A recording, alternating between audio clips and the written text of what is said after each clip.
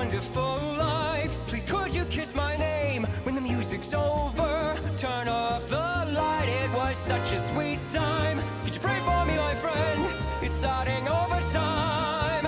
Take over the night, take over the blue time. If you heard that screaming, shout in your mind. Take over the shine, take over the shooting star. All I was talking about was music, and that's called jazz.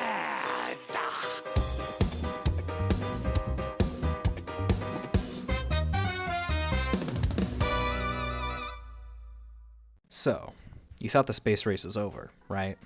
Well, technically yes and no. I'll get into the reasons why later.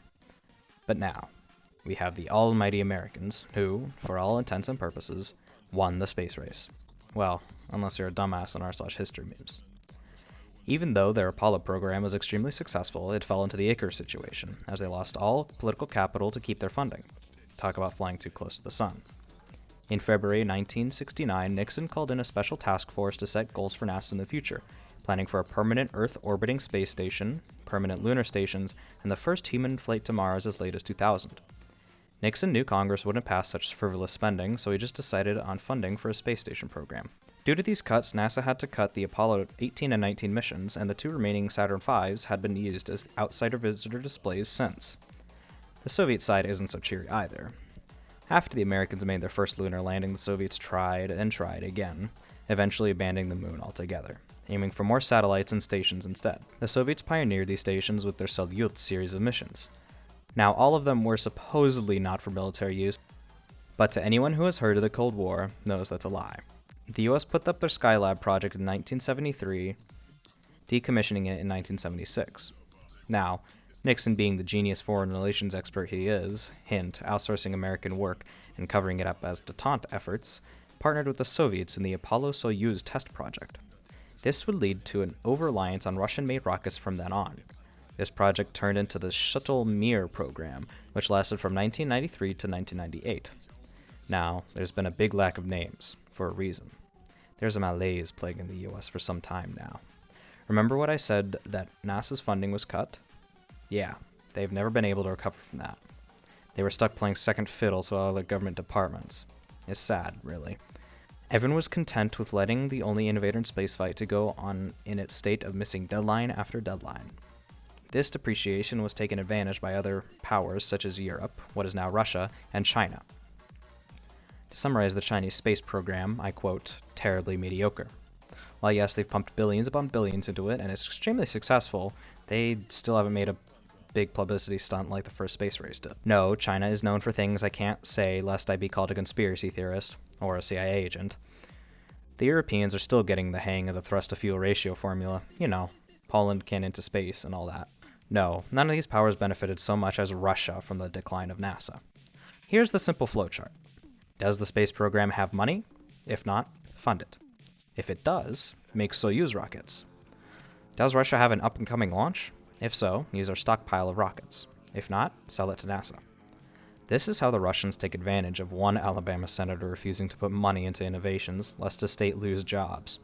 Now, I would say that the collective, and at the same time individual efforts of Americans reclaimed their birthright, but that's cringe libertarian view of history. On this channel, we subscribe to Great Man Theory.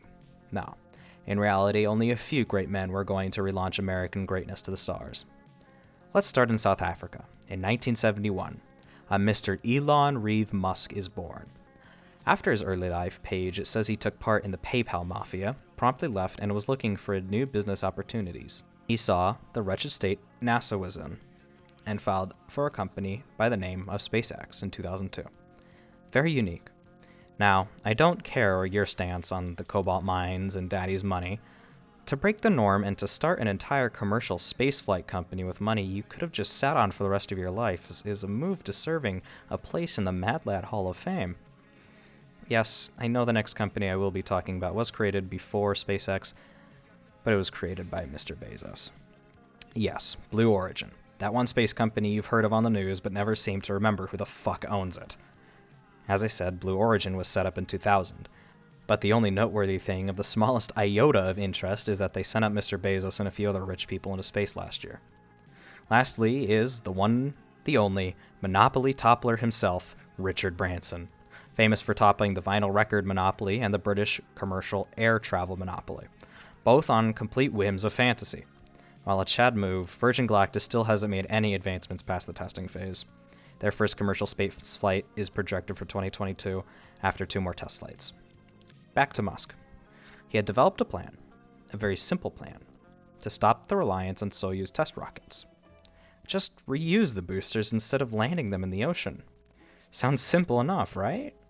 In 2017, SpaceX would launch the most influential test flight in history since the Apollo 11 launch. As of March 2017, reusable rocket boosters became a real, physical technology. The Chinese are still reportedly using gunpowder chairs to launch their astronauts up into space to the dark side of the moon. Yes, China really wants to go to the isolated, desolate, and cold as fuck dark side.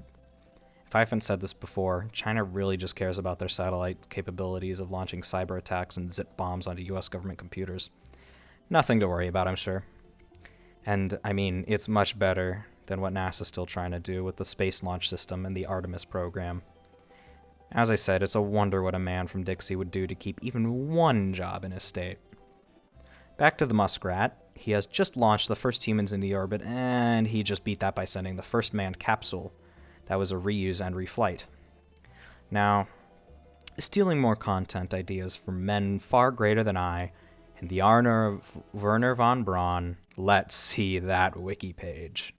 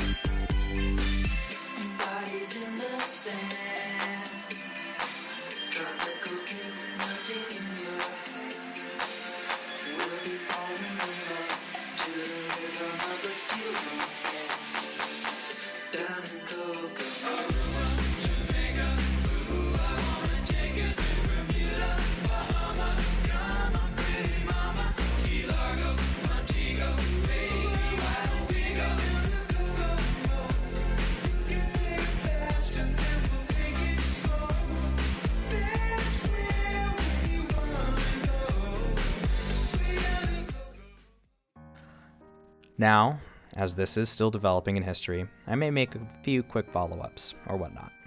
But as of now, we close the tale of the space race. One of glorious achievements and tragedies. One that is still being told as I speak. I will be leaving the next topic open for discussion on the Discord server. Until then, ciao ciao.